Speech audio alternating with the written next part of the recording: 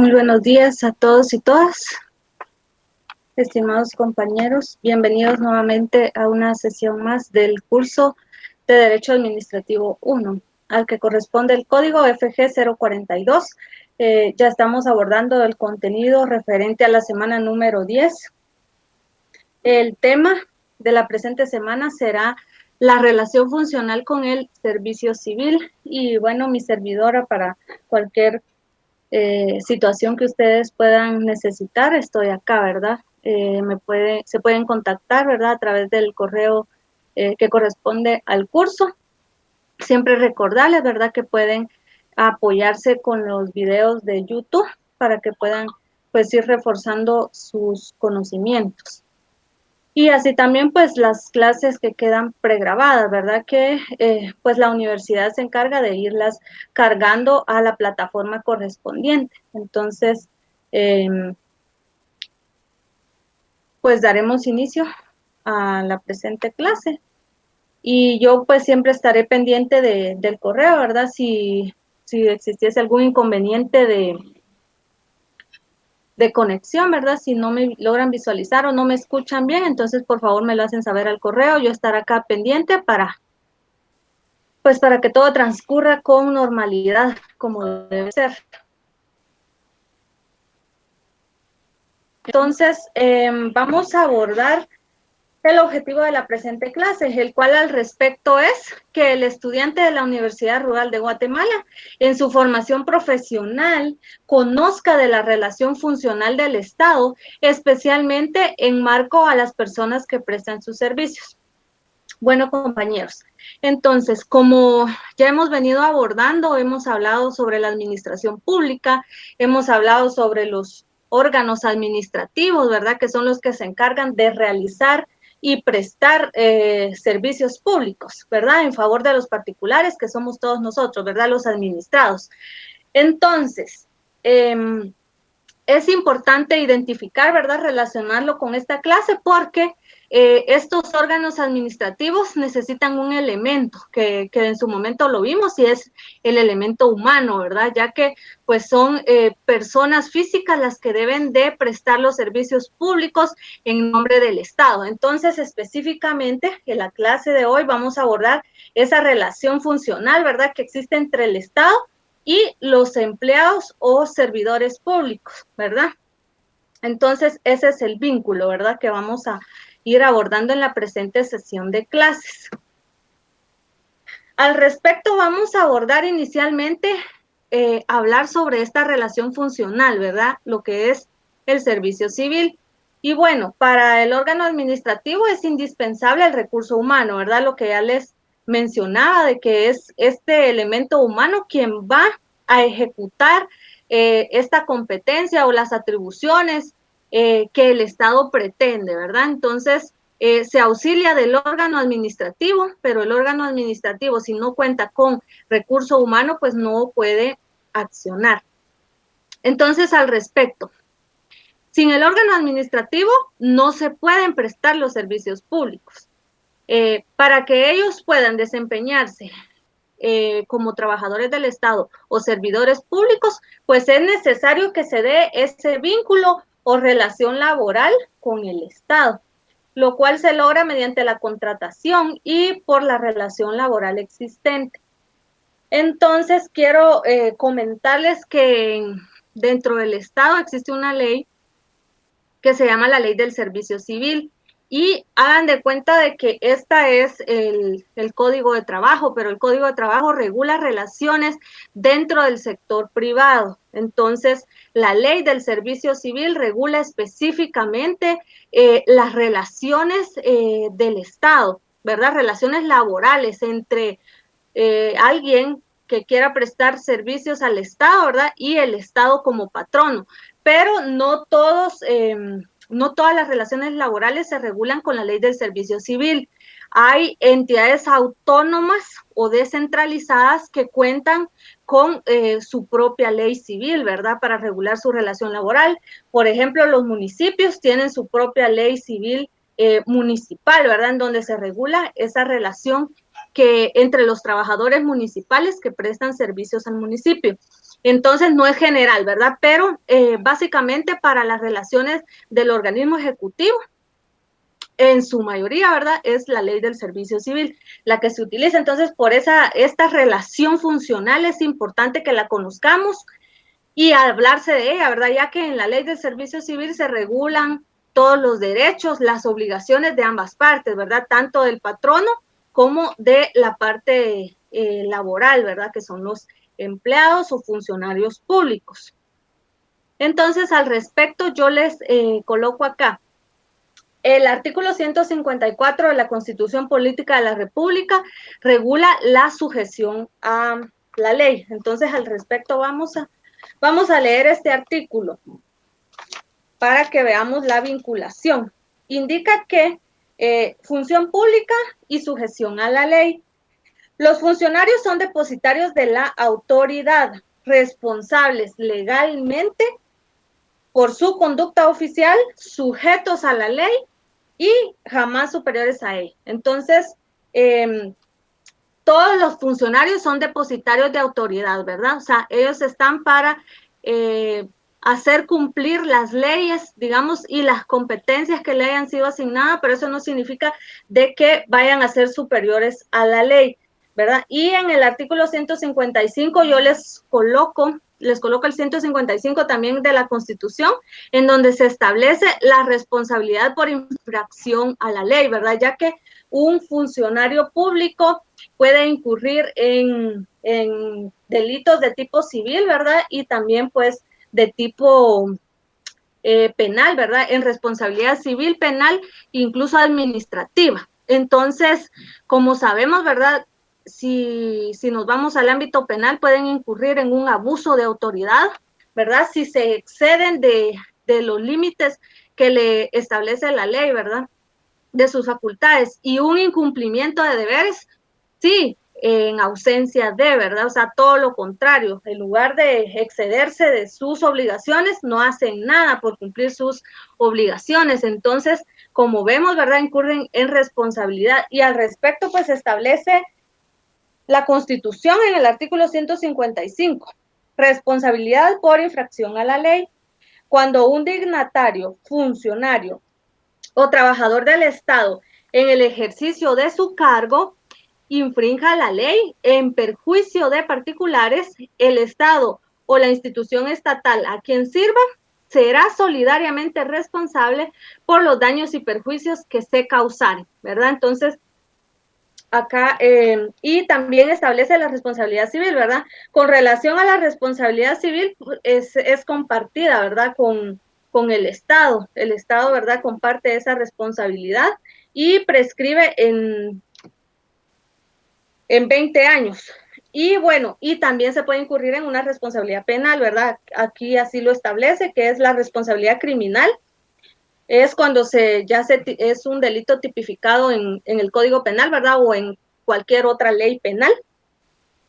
Entonces, la responsabilidad criminal, esta se extingue en este caso por el transcurso del doble del tiempo señalado por la ley, ¿verdad? Para la prescripción de la pena. Entonces, aquí se tendría que ver qué tipo de delito es, qué plazo, ¿verdad? Establece o qué pena, ¿verdad? ¿Cuántos años? Si 10, 15, 20. Entonces, por el transcurso del doble de la pena, ahí se extingue esa responsabilidad, ¿verdad? Ya sabemos que pues pueden incurrir en diferentes delitos tipificados en la ley, ¿verdad? Los funcionarios y empleados públicos. Entonces, avancemos. Al respecto, es importante que identifiquemos una definición de qué es servicio civil.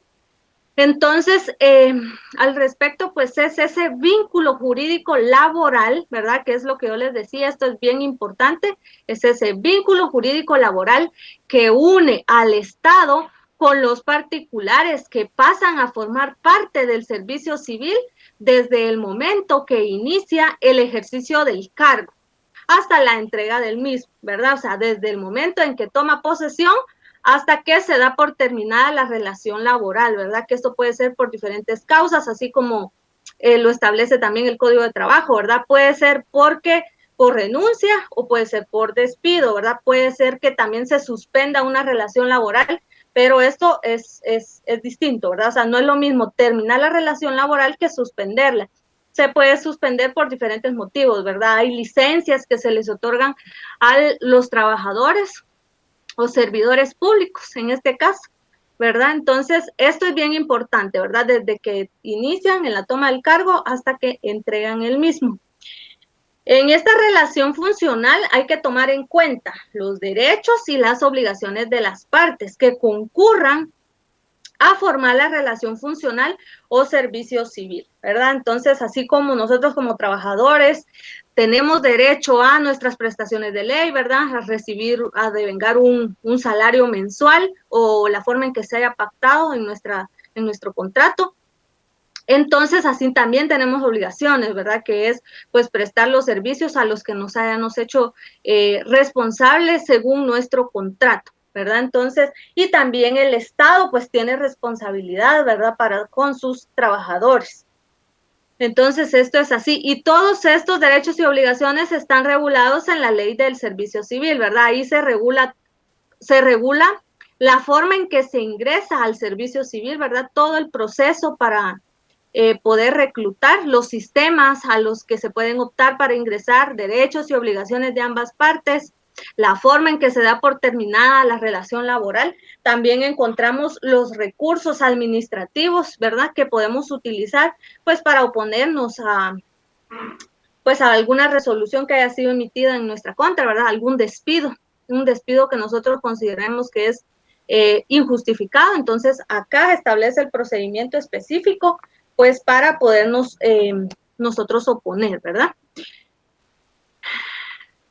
Les consigno acá una definición de qué son servidores públicos, y esto pues lo encontramos regulado en el artículo 4 de la Ley del Servicio Civil, ya que pues en el tema que estamos abordando es bien importante que nosotros tengamos claro, ¿verdad?, qué es un servidor público. Al respecto indica la Ley del Servicio Civil que es la persona individual que ocupe un puesto en la administración pública en virtud de un nombramiento, de un contrato o cualquier otro vínculo legalmente establecido, mediante el cual queda obligado a prestarle sus servicios o a ejecutarle una obra personalmente a cambio de un salario, bajo la dependencia continuada y dirección inmediata de la propia administración pública. Entonces, acá está, ¿verdad? Es bien amplia, bien clara la definición de qué son servidores públicos, ¿verdad? Son todos los que pasan a formar parte de esta relación civil con el Estado, ¿verdad? Pero que se obligan a su vez a prestar pues servicios públicos a cambio de qué, pues a cambio de un salario, ¿verdad? Y que deben de tener esa dependencia continuada y respetar esa dirección, ¿verdad? Todas las directrices que les indican. Nosotros hemos venido abordando en las clases anteriores lo relacionado a lo que es esta jerarquía, ¿verdad? Este mando que hay que respetar entre los superiores y los subordinados, ¿verdad? Para ejecutar la prestación de servicios dentro del Estado. Quiero comentarles que existen teorías que explican esta relación funcional, ¿verdad? Esta relación funcional con el Estado del servicio civil. Al respecto, yo les consigno acá dos teorías. Una es la teoría del funcionario público, que es importante que sepamos que esta está en decadencia, ¿verdad? Es decir, que ya se considera que ya no es funcional, ¿verdad? Para las necesidades de esta relación funcional. Entonces, esta teoría pues nos indica que se ha recurrido al criterio de considerar como un funcionario a aquel que tiene señaladas sus facultades en la Constitución o la ley, y empleado al que las tiene reguladas en un reglamento. Entonces, esta teoría, o sea, por esta razón se considera en decadencia, ¿verdad? Porque no necesariamente va a ser así de que un empleado va a encontrar reguladas las competencias o las facultades en un reglamento y que los funcionarios las va a encontrar reguladas en la Constitución. Yo, pues para que ustedes verifiquen que lo que les estoy diciendo es así, Les consigno acá el artículo 1 del reglamento de la Ley del Servicio Civil. Al final les voy a dejar yo ahí una cantidad de leyes que por favor quiero que se den a la tarea de descargarlas, ¿verdad? Si ya las tienen, pues qué excelente. Y si no, pues que las descarguen y que las vayan juntando porque en su momento pues van a tener una actividad que realizar con relación a estas leyes y entonces les van a servir. Entonces ya se los voy anticipando, ¿verdad? Y también ustedes, por favor, ¿verdad? No se queden solo con lo que yo les digo, ¿verdad? Ustedes pueden ir y verificar que lo que les estoy diciendo es así. Entonces, ustedes pueden revisar sus normas. Al respecto, veamos. El artículo 1 del reglamento de la Ley del Servicio Civil está dentro del reglamento, ¿verdad? Y vamos a verificar nosotros esta diferencia entre lo que es un funcionario público y un empleado público. Y ahí nos daremos cuenta el por qué es considerada que esta teoría está en decadencia, porque realmente no se ajusta al presupuesto que establece la misma. Fíjense que en el artículo 1 encontramos servidores públicos, pero los categoriza como funcionarios públicos y como empleados públicos. Y al respecto, pues nos establece una definición, la Ley del Servicio Civil, y nos indica que el funcionario público es aquella persona individual que ocupa un cargo o puesto en virtud de una elección popular. Por ejemplo, el presidente, el vicepresidente, los alcaldes, los diputados, ¿verdad? Que ellos pues son electos en una forma popular, ¿verdad? Todos participamos en la elección de los mismos. También puede ser en virtud de un nombramiento conforme a las leyes correspondientes, ¿verdad? Por ejemplo, los magistrados, ahí donde se establecen todos los requisitos que deben de cumplir, ¿verdad? Pero ellos son nombrados, ¿verdad? Se hace un procedimiento, obviamente, una selección, pues para ser nombrados al respecto, ¿verdad? Los jueces también y así muchísimos más, ¿verdad? Conforme a las leyes correspondientes, por el cual ejercen, fíjense, acá están una de las diferencias. Miren, primero, la forma en que se eligen. Segundo, que estos ejercen mando, ejercen una autoridad y tienen una competencia y una representación de carácter oficial, ¿verdad? Y bueno, y que se les remunera, ¿verdad? Con un salario. Ahora veamos la diferencia con relación a los empleados públicos. Se establece que es la persona individual que ocupa un puesto al servicio del Estado en las entidades o dependencias regidas por la Ley del Servicio Civil, ¿verdad? Entonces, acá especialmente lo establece así, de que se rigen por la Ley del Servicio Civil en virtud de un nombramiento o contrato expedidos de conformidad con las disposiciones legales, por el cual quedan obligadas a prestar servicios o a ejecutar una obra personalmente a cambio de un salario, y aquí va el punto importante, bajo la dirección continuada del representante de la dependencia, entidad o institución donde presta sus servicios.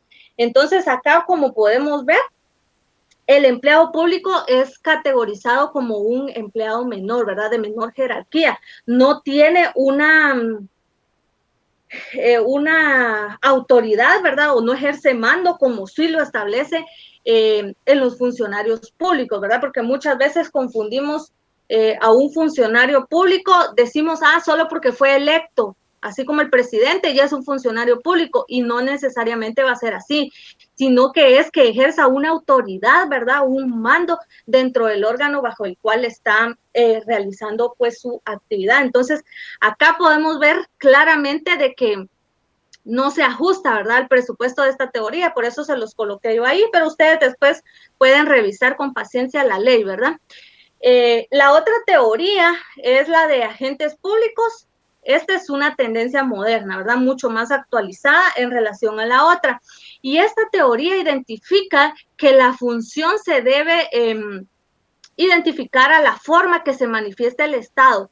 Esta puede ser ejecutiva, legislativa y judicial, ¿verdad? Básicamente enmarcada a la función de los tres organismos del Estado.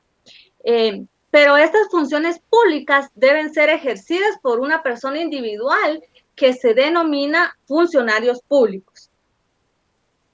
En términos generales, bueno, podemos establecer que el funcionario decide, pues representa la voluntad del Estado, mientras que el empleado público ejecuta, ¿verdad? Realiza comportamientos materiales para cumplir las decisiones de los funcionarios. Entonces, en esta teoría, que es una teoría moderna, sí hay algunos autores pues que discuten al respecto, ¿verdad? Aún, pero es la que más se ajusta a lo que establece el artículo 1 del reglamento de la ley del servicio civil, ¿verdad? Como ya lo abordamos, que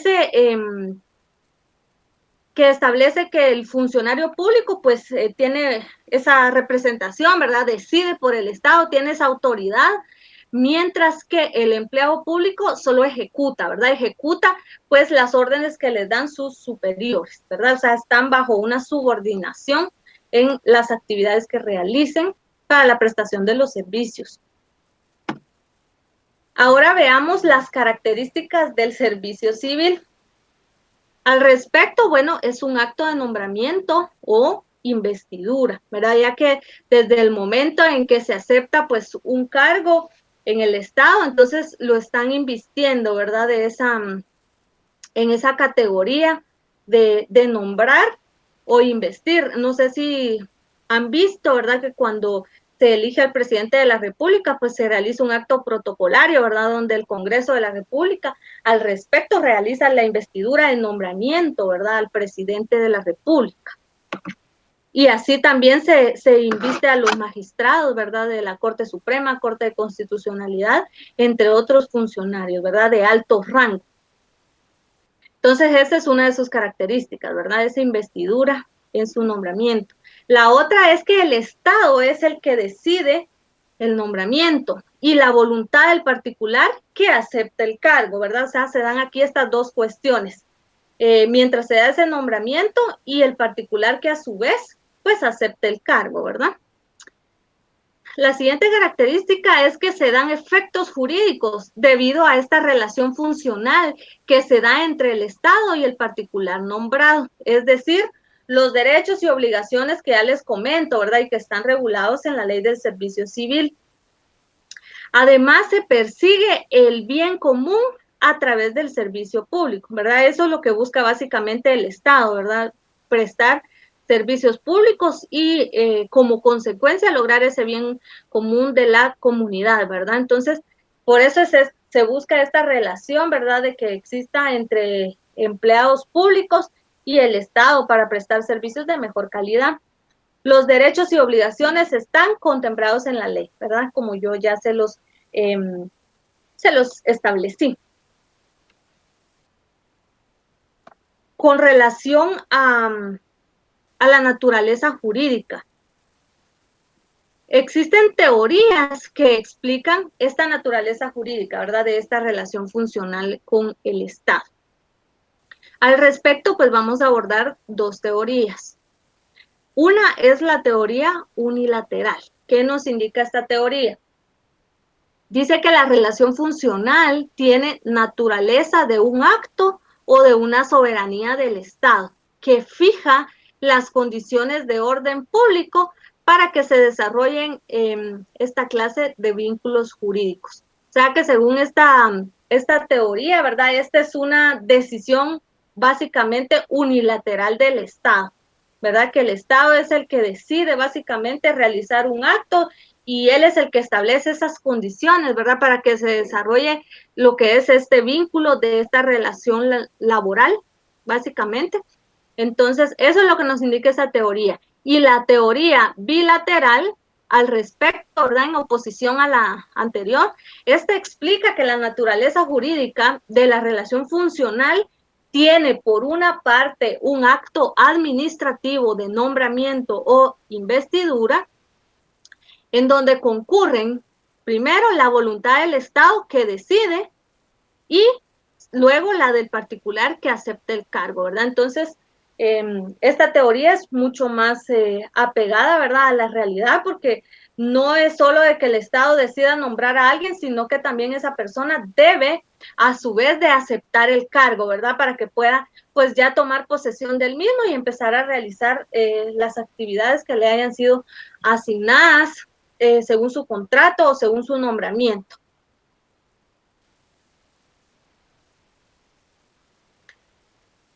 Veamos los sistemas que existen para el ingreso al servicio civil. Primero, vemos que existe un sistema de ingreso libre, ¿verdad? Esto significa que cualquier ciudadano puede ingresar al servicio civil y aquí pues no se tomarían en cuenta pues mayores exámenes, ¿verdad? Aquí no existe ningún examen de oposición ni nada. Ahora bien, con relación al ingreso por elección, existe el sistema por el cual se ingresa al servicio civil a través del examen de oposición. Entonces, acá, ¿verdad? Sí hay un examen básicamente de mérito, ¿verdad? Donde se evalúan lo que son las capacidades que tenga una persona. No significa que una sea más capaz que otra, sino que acá se verifica que sea ad hoc al puesto que vaya a ejecutar, ¿verdad? Es decir, un abogado, si necesitan un abogado, pues no va a aplicar un auditor, ¿verdad? Tiene que ser con base a esos conocimientos que se necesitan para el cargo. Y ahí, pues, la ley del servicio civil al respecto establece todo el procedimiento. De hecho, el procedimiento está en el reglamento.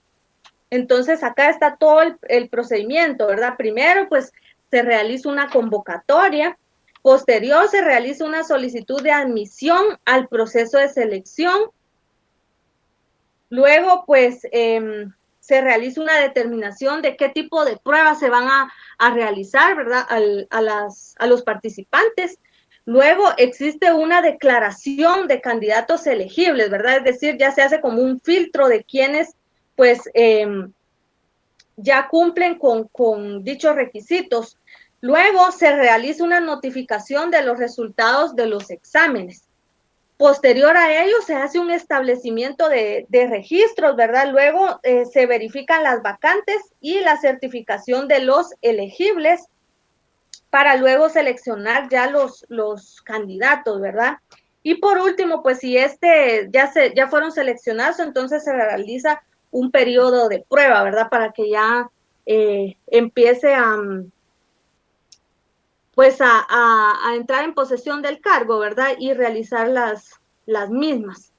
Dice que el periodo de prueba se inicia a partir de la fecha de la toma de posesión y dura 6 meses como máximo para los nuevos servidores y 3 meses para los casos de ascenso, ¿verdad? Entonces, si es alguien que ya forma parte del servicio civil y que aplicó a una plaza para ascender, entonces van a ser solo 3 meses de prueba, de lo contrario son 6, ¿verdad? Entonces aquí podemos ir viendo ya las diferencias que existen para los que trabajan en el sector público que que están escuchando pues la presente clase, ¿verdad? En el código de trabajo pues establece dos meses, ¿verdad? De prueba. Si ya pasado eso, pues ya existe una responsabilidad de parte del patrono, ¿verdad? Si lo van a despedir a uno. Entonces podemos ir viendo estas diferencias que existen en el servicio civil. Quiero comentarles que existen dos órganos que son bien importantes que identifiquemos. Los órganos superiores que existen en el servicio civil según su ley son la Junta Nacional del Servicio Civil y la Oficina Nacional del Servicio Civil, que es esta Oficina Nacional del Servicio Civil, pues la que se encarga, ¿verdad?, de realizar los procesos de reclutamiento para quienes quieran pasar a formar parte, pues, del servicio civil o formar parte de trabajadores del Estado. También tenemos lo que es este ingreso mixto, ¿verdad? Que todos los ciudadanos tienen el derecho a ingresar, ¿verdad? Que como lo establece el ingreso libre. Y a su vez, siempre y cuando demuestren que tienen las capacidades para el ejercicio del cargo, ¿verdad? Mediante exámenes. El sistema mixto es vinculante a lo que establece el artículo 113 de la Constitución Política de la República de Guatemala.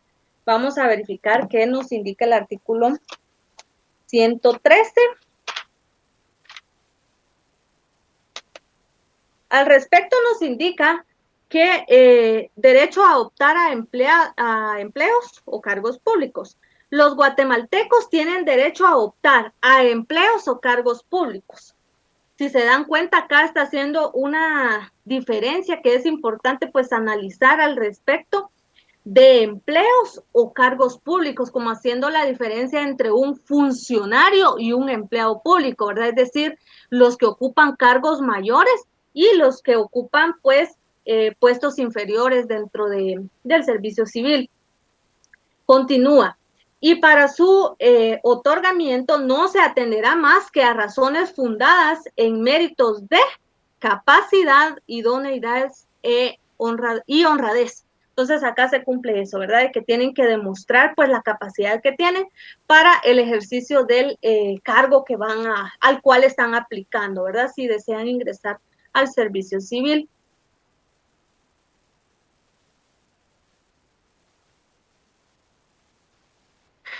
Ahora veamos, esto es lo que les indicaba con relación al marco legal del servicio civil.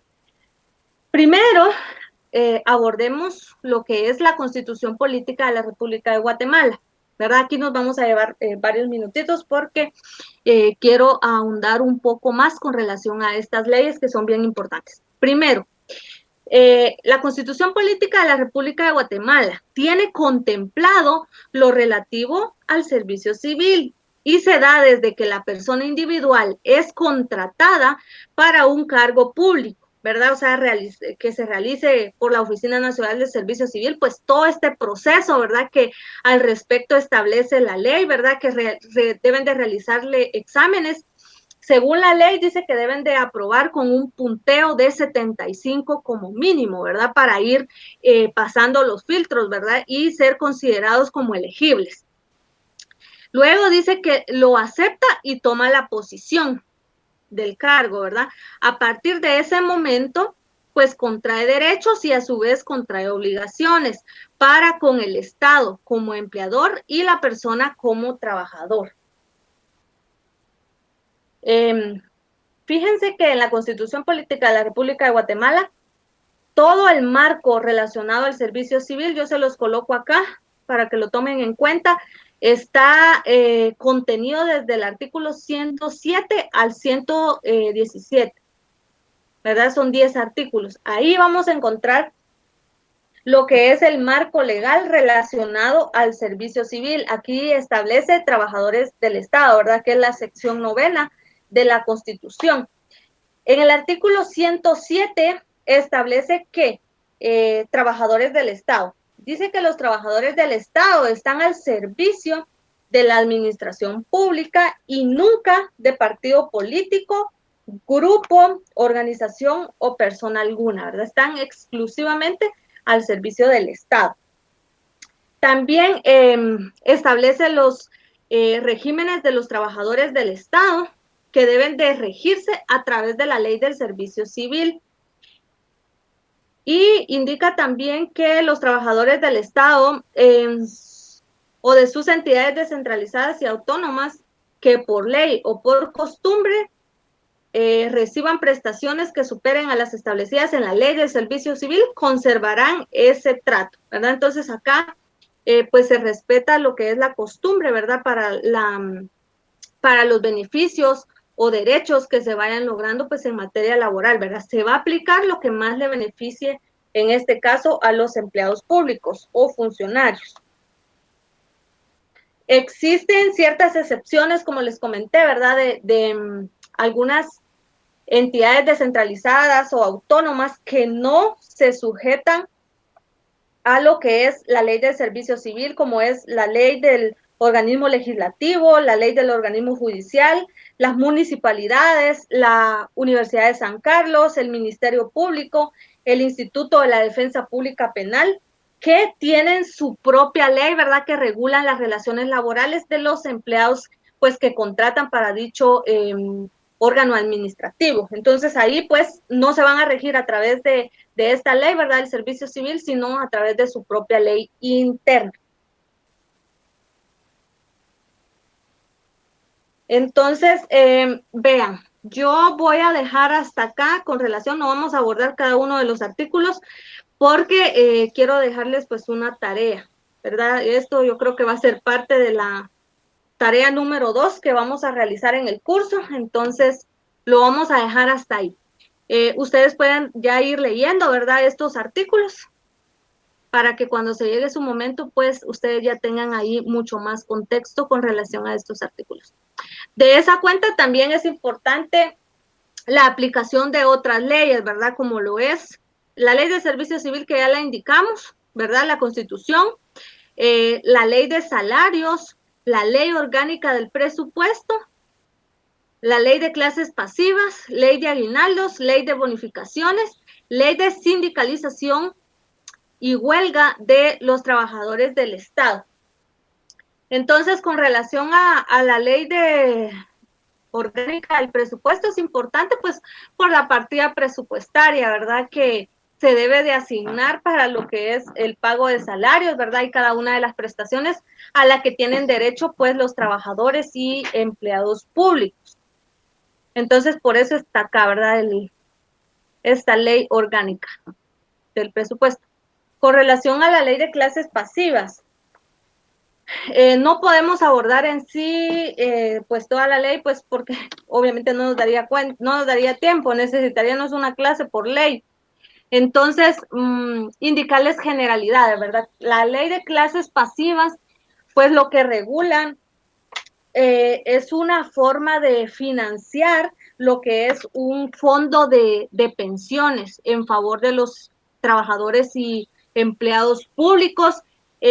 Puede ser en forma, digamos, voluntaria, ¿verdad? Obligatoria para algunos y voluntaria para otros. ¿A quiénes les aplica esta ley? Pues según la ley, su propia ley les aplica al organismo legislativo, al ejecutivo, al judicial, también a las entidades descentralizadas, autónomas, de la Corte de Constitucionalidad, al Tribunal Supremo Electoral y a los trabajadores que prestan sus servicios por el sistema de planillas de los organismos o entidades ya mencionadas. Entonces, para todos ellos les aplica, ¿verdad? Esta ley.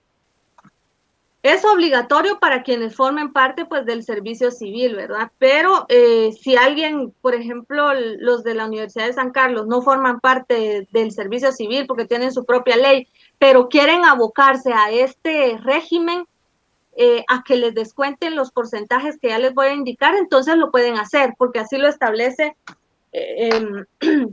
la misma Constitución Política, de los artículos del 107 al 117, ahí lo van a encontrar. Ahorita les indico específicamente en cuál. Acá está en el 117, dice opción al régimen de clases pasivas. Los trabajadores de las entidades descentralizadas o autónomas que no estén afectos a los descuentos para el fondo de clases pasivas, porque es un fondo el que se hace, ¿verdad? Para quien ya vaya adquiriendo el derecho a jubilarse, entonces pues por eso se hace este fondo. Dice, ni gozan de los beneficios correspondientes, podrán acogerse a este régimen y la dependencia respectiva en este caso. Es decir, ¿verdad? Por ejemplo, si fuera un trabajador de la USAC que voluntariamente quiere unirse a este fondo, entonces la Universidad de San Carlos también debe pagar un porcentaje. Ahorita vamos a verificar los porcentajes.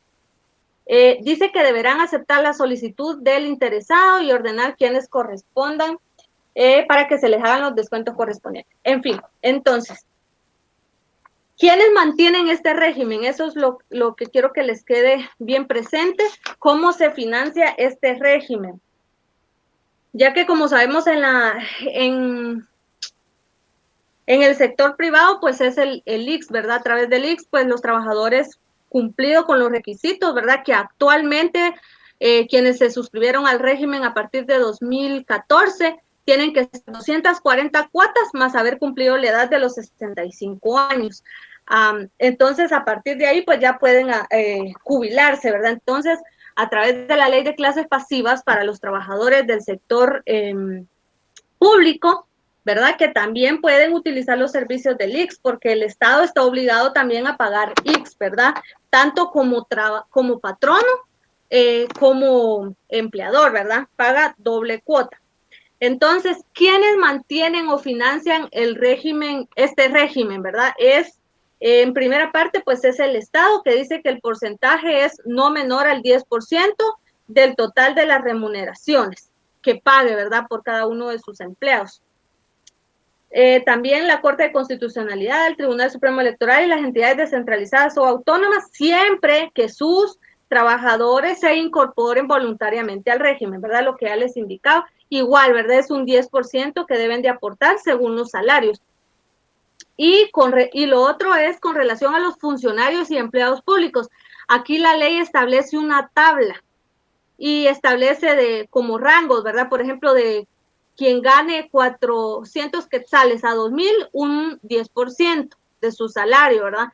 Quien gane de 2,000 a 4,000, el 11%, y así sucesivamente, ¿verdad? Hasta un máximo de un 15%. Entonces se va haciendo este fondo para que cuando las personas ya se quieran o adquieran el derecho a jubilarse, que la ley establece, ¿verdad? También en las edades en que ya pueden adquirir pues este derecho a poderse retirar, acá lo establece la ley. Con relación a la ley de sindicalización y huelga de los trabajadores del Estado, existe esta ley específica porque en el Estado es muy limitado este derecho a sindicalización y huelga, ¿verdad? Acá establece, hay muchos servicios que son esenciales y que no tienen el derecho a holgar, ¿verdad? O sea, es diferente a cómo se maneja en el sector privado, ¿verdad? Ahí es el Código de Trabajo el que establece el procedimiento de huelga, ¿verdad? Entonces, acá establece ciertos servicios que son esenciales y que no se pueden dejar de prestar y no pueden holgar. Por ejemplo, los hospitales, los centros y puestos de salud, la administración de justicia, transporte público, servicios de suministros de agua y servicios de seguridad. Entonces, electrificación también, ¿verdad? Y combustibles. Acá establece estos límites, ¿verdad? De cómo y los procedimientos específicos para cómo pueden holgar o no los trabajadores del Estado. Con relación a la ley de aguinaldos, esto verifiquen su código de trabajo, los que tienen su código de trabajo, en la parte final, ahí pueden ubicar la ley de aguinaldos y la ley de bonificación. Esta la pueden ubicar acá. Como sabemos, ¿verdad? Cada una de estas pues corresponde a un salario específico, ¿verdad? O sea, alguien que ya laboró un año pues tiene derecho a un salario completo, ¿verdad? Si no, pues se le va a dar en forma proporcional.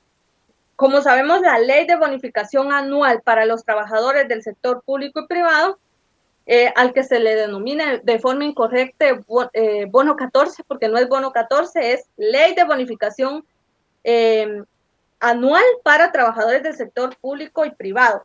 Esta se da pues en la primera quincena de julio, ¿verdad? Se debería de pagar, ya que empieza a correr del 1 de julio de un año al 30 de junio del siguiente año. Con relación al aguinaldo, pues este corre del 1 de diciembre al 30 de noviembre del año siguiente, ¿verdad? Y si no, pues se calcula en forma proporcional a los meses correspondientes. Y la ley permite que se pueda pagar en 2 quincenas, ¿verdad? Uno es en la primera quincena de diciembre y la otra en la segunda quincena de enero. Así regula la ley la forma en que se debe de pagar, ¿verdad? Entonces, la dejamos hasta acá. Yo les consigno acá unas preguntas con relación a lo que abordamos, ¿verdad? En la clase. Quisiera que el tiempo fuera más extendido para poder, pues, desarrollar más con relación a estas leyes, pero vamos a, como les dije, ¿verdad? Con relación a esta ley vamos a realizar, pues, una actividad y por favor ya vayan descargándolas. Las preguntas se las dejo acá, ¿qué es un servidor público según la ley del servicio civil? En cuanto a la naturaleza del servicio civil, mencione las 2 teorías que existen. ¿En qué consiste la teoría del funcionario público? Mencione 2 características del servicio civil. Y la última, ¿en qué consiste el sistema de ingreso libre al servicio civil? Entonces, pues de mi parte, muchas gracias por haber estado presente en la sesión de clases. Cualquier duda que les pueda surgir, pues me la hacen llegar al correo, ¿verdad? Así como hacen pues algunos compañeros y yo con mucho gusto pues les voy dando soluciones, ¿verdad? No lo sabemos todo en esta vida, pero ahí lo vamos pues resolviendo. Entonces, de mi parte, les deseo una feliz tarde y buen fin de semana. Muchas bendiciones para todos.